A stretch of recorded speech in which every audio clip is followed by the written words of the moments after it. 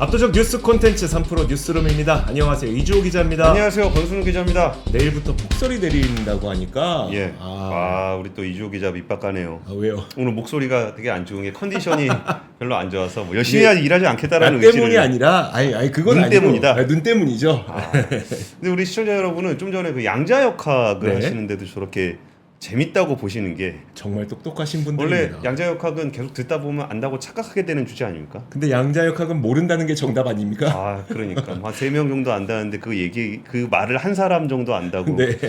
그리고 사실 저희 뉴스룸에서 하는 주제들도 이 주제 하나만 가지고 뭐 30분 1시간씩 다루면 좀 더 디테일한 어떤 세상 경제의 앞면과 뒷면을 다 네. 소개시켜 드릴 수 있을 것 같은데 이렇게 앞면만 소개해 드릴 수밖에 없는 게 좀 아쉬울 뿐입니다. 첫 번째 뉴스는 어떤 건가요? 자, LG전자의 작년 실적이 발표가 됐는데요. 예. 사실 LG는 뭐 작년에 한 해를 굉장히 잘 보낸 것 같습니다. LG 트윈스가 한국 시리즈를 우승함으로써 거의 29년 만에 서륙을 풀지 않았습니까? 예. 경사가 있었는데 LG전자도 사상 최대 매출을 기록을 했습니다.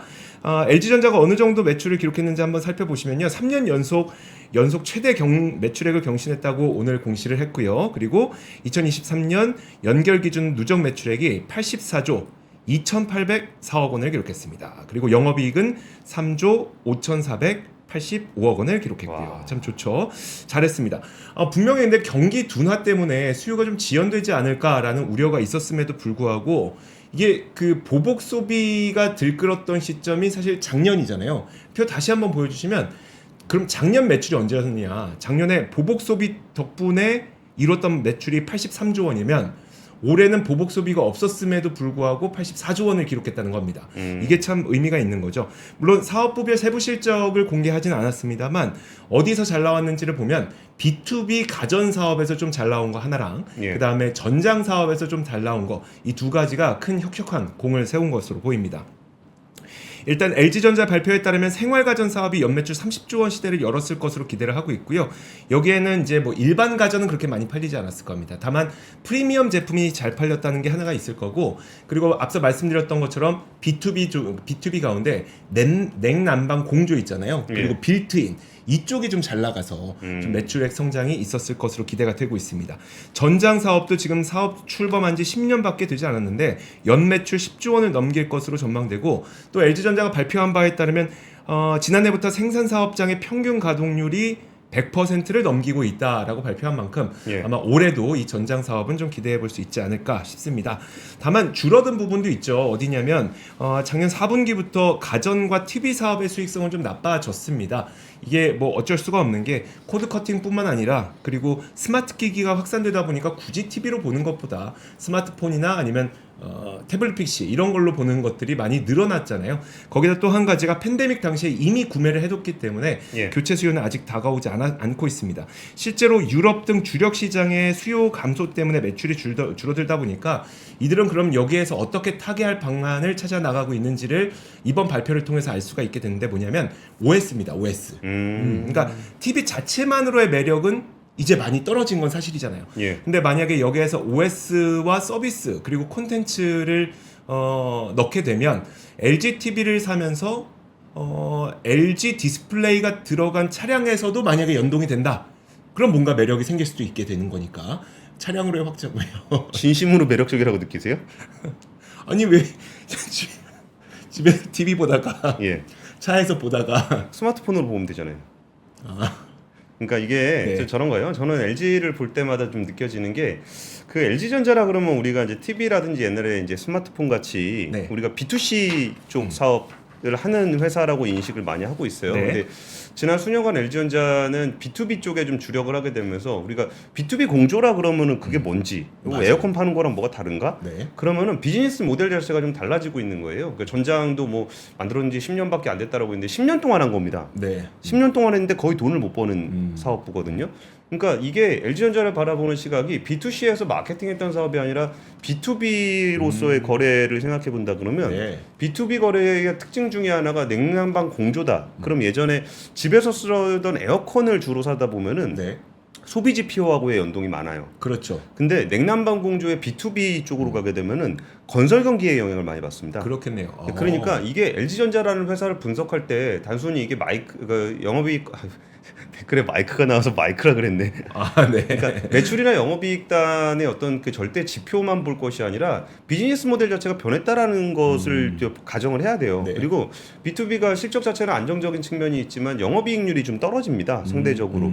그리고 이제 관계에 있어서 협상도 그렇게 되고. 네. 그래서 이번에 그 매출이 잘 나온 부분에 대해서는 굉장히 좀 인정할 만하다. 근데 그 매출과 영업이익을 바라보는 시각이 과거에 어떤 소비자를 만들던 시각하고는 좀 달라야 되고. 네. 그러면 그쪽에서의 BM이 이제 LG전자에 대한 밸류에이션을 어떻게 줄 건지가 좀 다를 수 있다라는 측면을 좀 같이 보시는 게. 근데 저는 이런 기업들을 좀 좋아합니다. 이게 뭔가 자기 사업의 주력 포트폴리오가 이전하고 좀 달라졌을 경우에 네. 그 기업에 대한 재평가를 하는데 그게 뭐 좋은 쪽일 수도 있고 나쁜 그렇죠. 쪽일 수도 네. 있고.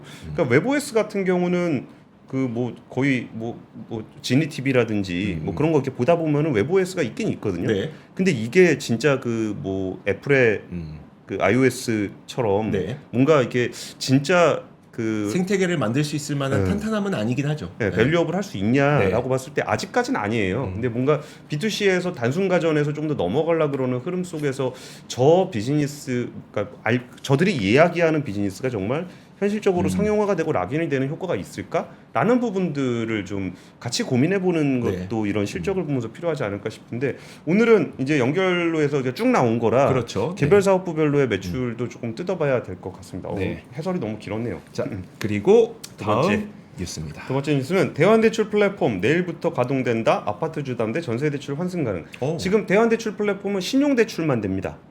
아, 그렇습니까? 예, 네. 신용대출 같은 경우는 이게 왜 그러냐면 신용대출은 서류가 별로 없습니다. 네, 그 그렇죠. 서류가 뭐 이 사람의 신용 평가를 한다거나 네. 뭐 이런 것만 있기 때문에 아파트 주택담보대출 같은 경우는 이게 집이 진짜 있는지 뭐 이런 네. 서류가 좀 필요하잖아요. 네. 그래가지고 이제 주택담보대출은 내일부터 갈아타기를 할 수 있게 되고 전세대출은 31일부터 갈아탈 수 있게 됩니다. 여기 하면은 이제 좀 어느 정도 시간 지나서 중도상환 수수료 좀 안 내도 되신다 싶으면은 이거 비교해 보고서 좀 싼 걸로 갈아타면 좋잖아요. 그렇죠. 그래서 이런 부분들이 되도록 돼 있고 주택구입계약서나 전세 임대차 계약서 등 서류는 비대면으로 촬영해서 내보내면 됩니다. 그리고 이제 나이가 좀 있으셔서 이게 조금 불편하다 네. 하시는 분들은 뭐 영업점을 방문해서 서류를 제출할 수도 있습니다. 그리고 이게 그 뭐 몇 가지 좀 신경 써야 되는 부분들이 좀 있는데 일단은 그 전세 대출 받았을 때 보증처가 달라지면 안 됩니다. 전세대출 보증처가요? 예. 네. 예를 들어서 서울보증하고 아. 주택금융공사하고 허그하고 이렇게 있을 때 네. 보증처가 좀 달라질 수 없고요.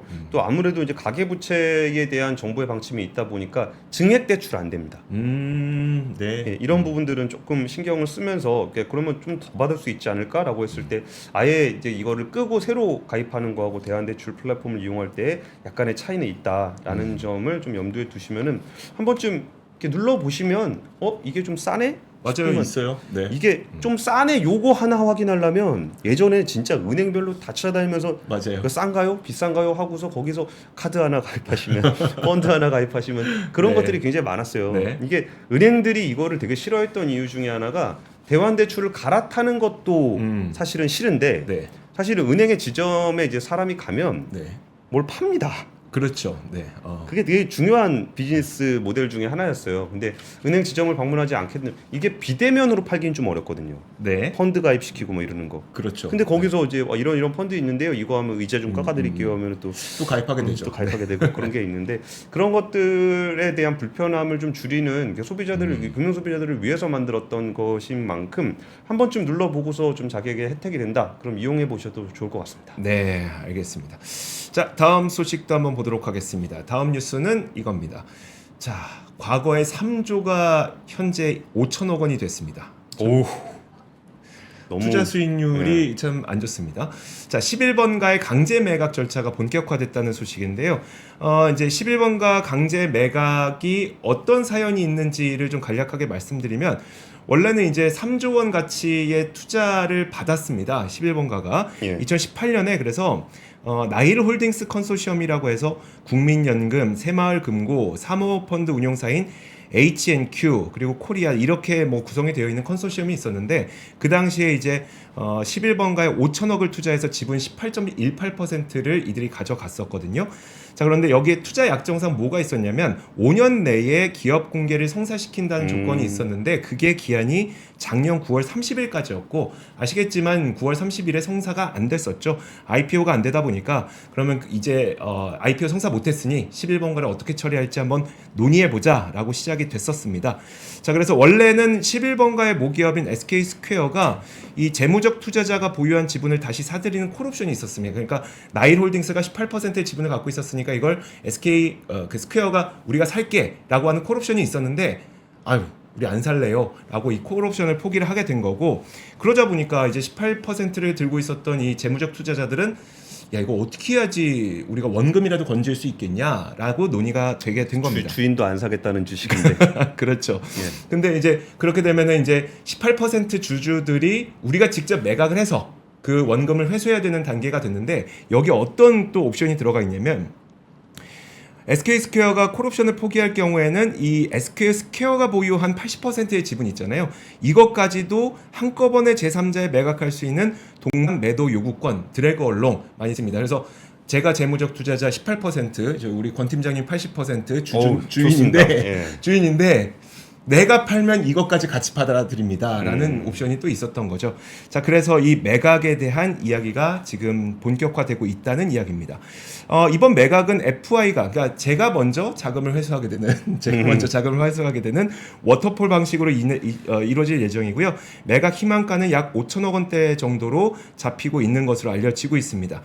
이게 그 2018년 당시만 하더라도 기업가치 3조 원 안팎을 기록을 했었는데 5천억 원 정도에 팔린다는 것은 결국 투자 원금만 회수해서 빠져나가야 되겠다라는 정도의 의도로 보시면 될 것 같습니다. 그럼 누가 사게 될 거냐? 지금 거론되고 있는 곳이 11번가에서 아마존 제품 구매할 수 있잖아요. 그래서 예. 아마존이 한번 그 입찰에 참여하지 않겠느냐라는 기대감이 있고 요즘에 알리익스프레스가 국내에서 굉장히 공을 들이고 있지 않습니까? 그래서 알리바바 그룹도 참여하지 않을까라는 관측이 좀 나오고 있는 상태고요. 기분 어떠십니까? 예? 우리나라 여기가 한 몇 위 정도 되죠? 한 4위 정도 되죠? 11번가가. 아, 그렇죠. 그 정도 그러니까 되죠. 4위 네. 이커머스가 중국계로 넘어간다. 아, 저는 좀 감정상 받아들이기 좀 힘듭니다. 아, 그리고 또 이런 것도 있어요. 알리익스프레스가 제가 다른 곳에서 몇 번 말씀드린 적이 있었는데 알리익스프레스가 다른 국가에서 그렇게 큰 성과를 잘 못 내고 있거든요. 우리나라에서만 이렇게 성과 내고 있는데 여기에서 알리가 11번가를 가져간다? 조금 이렇게 좀 불편합니다. 그러면 여기서 티몬 인터파크 위메프 가지고 있는 Q10이 가져간다. 이게 싱가포르 쪽이죠. 그렇죠. 싱가포르인데 사실 창업자가 우리나라 분이잖아요. Q10은. 예, 뭔가 모르겠습니다. 근데 Q10도 여러분들 아시겠지만 얼마 전까지만 하더라도 민족주의자예요? 그냥 한번 놀려봤습니다. 자, Q10도 아시겠지만 여러분들 그 얼마 전까지만 하더라도 이 11번가에 대한 매각 협상을 하다가 무산된 바가 있었잖아요. 근데 이제 좀 5천억 원 정도로 협상이 다시 이루어질 때 다시 한번 제 입찰자로 참여할지도 시장에서 많은 관심을 갖고 있습니다. 네, 알겠습니다. 사실 이거는 근데 국가적으로 이거 중국에 팔면 안 된다 이런 개념으로 접근할 거리는 좀 아닌 것 같고요. 사실 그 11번가에 있는 수많은 또 판매자들이 있잖아요. 이분들이 어떻게 하면 좀 가장 좋은 플랫폼에서 활동할 수 있을까를 고려하면서 매각 협상을 좀 진행하는 게 맞지 않을까라는 생각이 듭니다.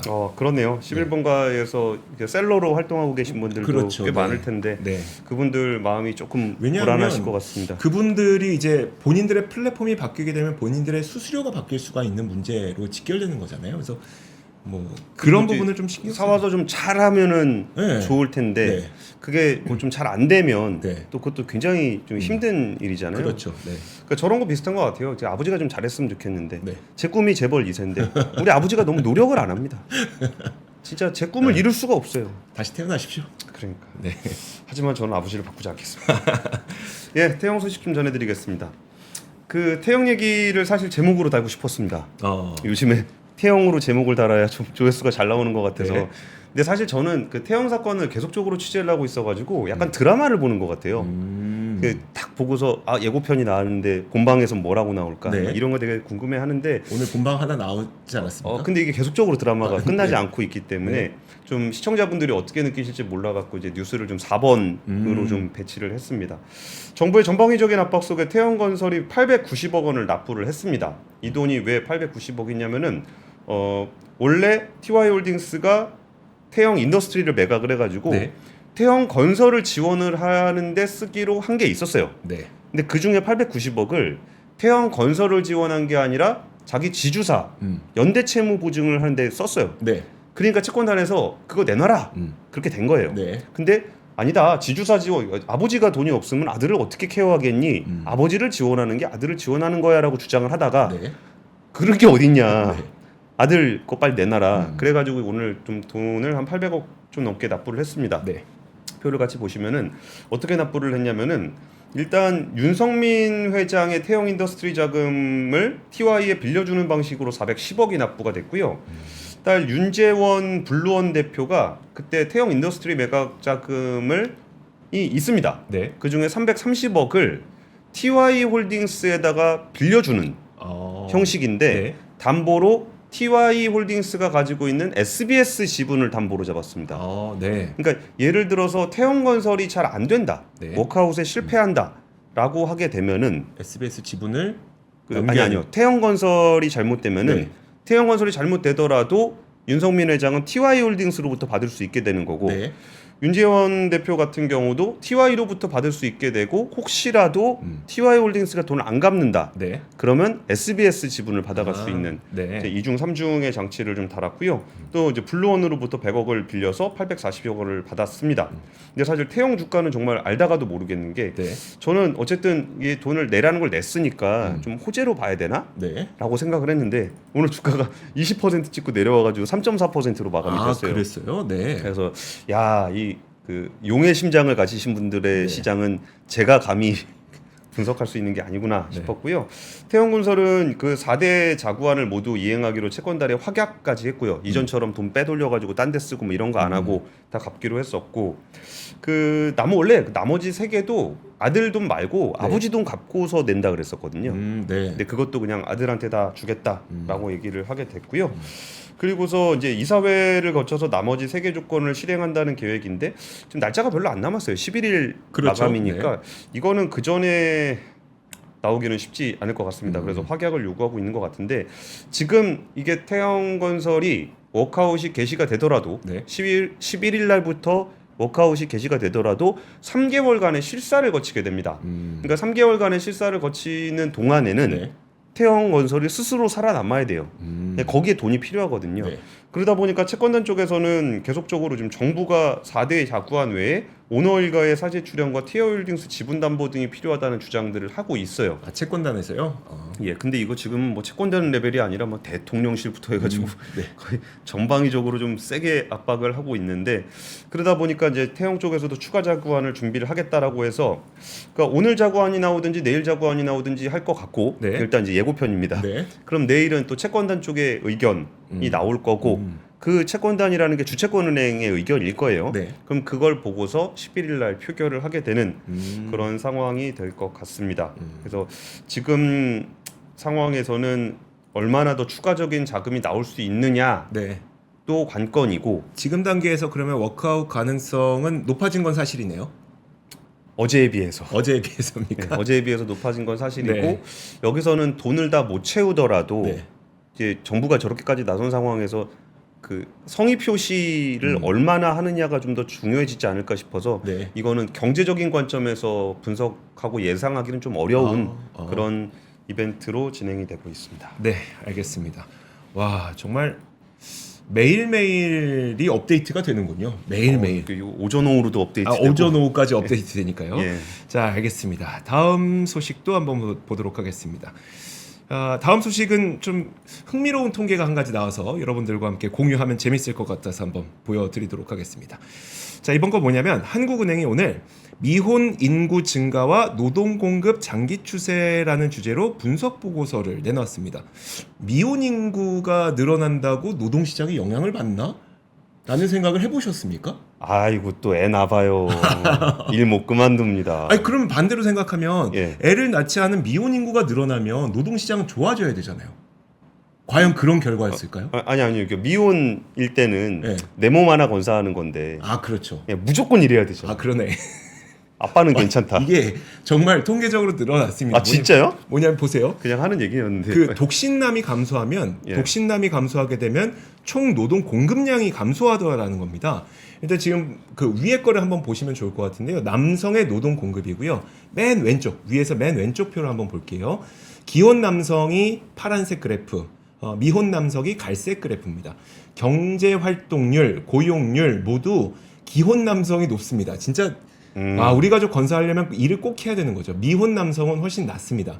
그리고 그 옆에 보이는 게 비경제 활동률이 미혼 남성에서 크게 증가하고 실업률도 크게 증가합니다. 그런데 더 흥미로운 점은 아래에 있는 여성의 노동 공급을 한번 보세요.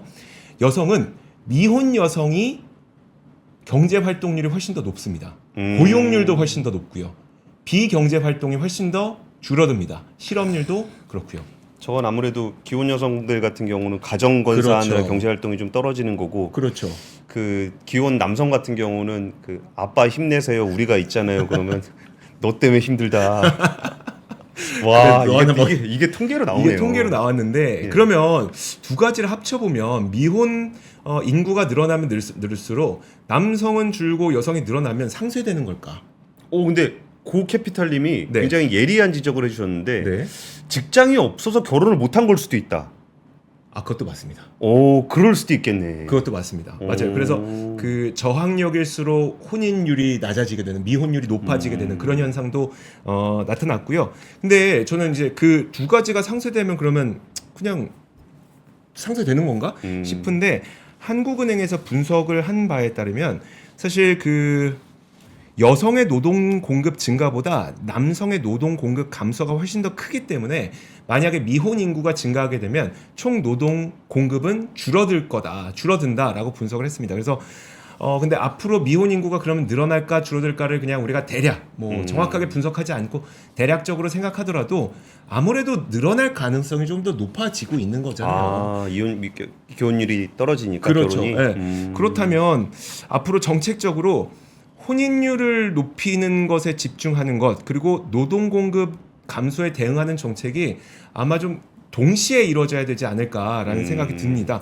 혼인율을 높이는 게 결국 노동시장에도 상당히 중요하다는 메시지를 안겨줬습니다. 야 이게 뭐가 원인이고 뭐가 결과인지는 잘 모르지만, 모르겠는데 네. 지금 고캐피탈님이 또 뭐라고 썼냐면은 여자는 좋은 직장이 있어서 결혼을 안 한 걸 수도 있다. 야 그러네요. 이게 우리가 갖고 있는 인식이잖아요. 그러니까 네. 그런 부분들이 통계로 잘 나왔고 이런 통계가 필요한 이유는 뭐 뻔한 얘기 뭐하러 하냐 싶을 수도 있겠지만 이런 게 결국은 또 정책을 만드는데 어떤 근거 자료로 사용될 수 있기 때문에 이런 통계들은 한 번씩 살펴보면서 우리 사회에 돌아가는 거를 이렇게 약간 내가 느끼는 거냐 네. 아니면은 약간은 객관적인 분석이 된 건지 한번 확인해 보는 것도 좋을 것 같습니다. 네. 다음 뉴스는 저는 굉장히 중요하게 보는 뉴스 중에 하나인데 쥐꼬리 증권사 예탁금 이용료율 요율. 네. 이건 제가 다른 제목인데 내 돈 썼으면 이자 좀 주면 안 되겠니? 예탁금으로 예탁금. 내 돈을 맡겨놨으면 요즘에 그 금융투자협회에서 이걸 공시를 해요. 네. 그래가지고 제가 이제 공시 내역에서 높은 거하고 낮은 거하고 이렇게 뽑아갖고 갖고 왔는데 한번 같이 보시면은 네. 카카오페이 증권이 2.5% 그리고 이베스트투자증권이 0.4%로 제일 낮아요. 네. 카카오페이 증권이 2.5%로 가장 높은데 이게 계속적으로 인상은 다들 했습니다. 뭐 조금씩 뭐 한투도 15일부터 50만 원 이상 이용률을 0.6%포인트 인상해서 1% 뭐 이렇게 얘기 나오고 있는데 이게 아시는 분들은 아실 테지만 이거 RP나 CMA 계좌로 돌려놓으면은 네. RP 같은 경우에 지금 한 일주일 정도 하면은 3.3% 주거든요. 네. 그래서 근데 그거 매번 해야 돼요. 네. 그 CMA로 뭐 자동으로 옮기는 것도 있고 있는데 그러니까 자동으로 옮기는 거나 이거는 어쩌면은 대놓고 광고인데 저희한테 광고하고 있는 메리츠의 슈퍼 365 계좌 네. 그거는 계좌에 넣어놓으면 우리가 장 마감하고서는 그거 안 쓰잖아요 안 쓰죠. 예탁금. 네. 그럼 그거를 이제 증권사에서 알아서 이거를 그 뭐 RP라든지 뭐 CMA라든지 이렇게 넘겨가지고 네. 거기에 대한 이자 주거든요. 그러면 거기가 이제 3.1% 정도 줘요 일 수익으로. 그러면 이게 일주일이면 한 3.3인데 네. 뭐 일루에서 3.15 정도면은 괜찮잖아요. 괜찮죠. 그러니까 이게 뭐 우리 입장에서 그거 몇만 원 되는데 생각보다 쏠쏠합니다. 그것도 그렇고 우리 입장에서 한 명은 얼마 안 되지만 그 사람이 우리 지금 서학개미 분들이 그러니까 개미 분들이 거의 2천만 명이라고 치면 예. 증권사가 가져가게 되는 이익은 예. 굉장히 상당할 굉장히 것 같은데요. 크죠. 네. 그리고 서학개미 분들은 더 신경 쓰셔야 돼요. 왜? 이거 미국은 금리 더 세요. 아 그러네요. 거의 4%대 줘요. 네네. 슈퍼 365 같은 경우도 4.2% 주거든요. 네. RP 돌리면. 어. 그러니까 이거 좀 이런 거는 처음 계좌 가입할 때 자동으로 하게끔 네. 디폴트를 설정을 하고 난 싫다. 네. RP 디폴트 날 것 같아서 싫다. 네. 그런 분들은 좀 옵션으로 선택을 할 수 있게 한다거나 좀 이렇게 몰라서 누수가 되는 것들은 좀 금융권에서 좀 챙겨주면 좋겠다. 그게 라는 소비자들이 그 금융사를 이용하게 만드는 차별점 아니겠습니까? 그러니까 그게 신뢰죠. 네, 그러니까 그렇죠. 저 사람이 내가 요구하지 않아도 내가 받을 수 있는 거를 좀 미리 준다. 그런 것들이 신뢰가 아닐까. 네. 그러니까 나중에 알게 되면은 그런 거였어? 음. 그리고 내 거 돈 세고 있었던 거야? 네. 그러면 혹시 나한테 얘기 안 한 거 뭐 있지? 이런 것들을 좀 의심하게 되잖아요. 네. 그래서 이거를 정말 이렇게 공시를 다 보고 내가 뭐 자동 설정하고 뭐 계좌 따로 트고 뭐 이러지 않아도 좀 해주면 좋겠는데 네. 어쨌든 저희 메르츠증권에 광고를 하려 그런 아니, 건 그게 아닌데 아니고 광고를 하려 그러는데 진짜 이런 건 좀 필요하다고 저는 어. 생각합니다. 자 그러면 시간 다 됐는데 네. 단신 하나만 당신 하나만 더 할까요? 네, 하나만. 저 어렸을 때 그런 생각이 들었어요. 왜 힘든 일을 하는데 임금을 적게 받고 네. 좀 더 편한 일을 하는 사람은 돈도 많이 받고 갑질도 안 하나. 음. 힘든 일을 하는 사람들이 안 하고 싶어하는 일을 하는 사람들이 더 대우를 받아야 되는 거 아닌가. 그렇죠. 이렇게 어렸을 때 그런 생각을 했었는데 요즘에 사실 그래서 저임금 직장에 사람들이 많이 안 갑니다. 네. 그러다 보니까 올해 외국인이 16만 5천 명이 신규로 도입이 되더라도 중소기업에 3만 5천 명이 부족하다는 거예요. 아 그럼 우리한테 필요한 인력은 거의 한 20만 명이 추가로 필요하다는 건데 그러네요. 참 이게 과연 저임금의 좀 박한 일자리가 어느 정도까지 생존할 수 있을 것인가라는 네. 부분들이 좀 심히 우려스러운 자료가 중기중앙회에서 나왔길래 단신으로 전해드리겠습니다. 자 이렇게 3프로 뉴스룸 오늘은 여기까지입니다. 내일 오겠습니다. 고맙습니다. 감사합니다. 세계 최대의 테크쇼 CES 2024 3프로TV 취재팀이 미국으로 떠납니다. 기업 여러분도 함께 가시죠? 아, 시간과 비용이 부담이라 못 가신다고요? 그래서 3프로TV가 준비했습니다. CES 2024 총정리 끝판왕 3프로TV 영상 리포트. 정확하고 확실한 3프로TV 영상 리포트를 만나보세요. 관련 문의는 하단 메일을 참고해주세요.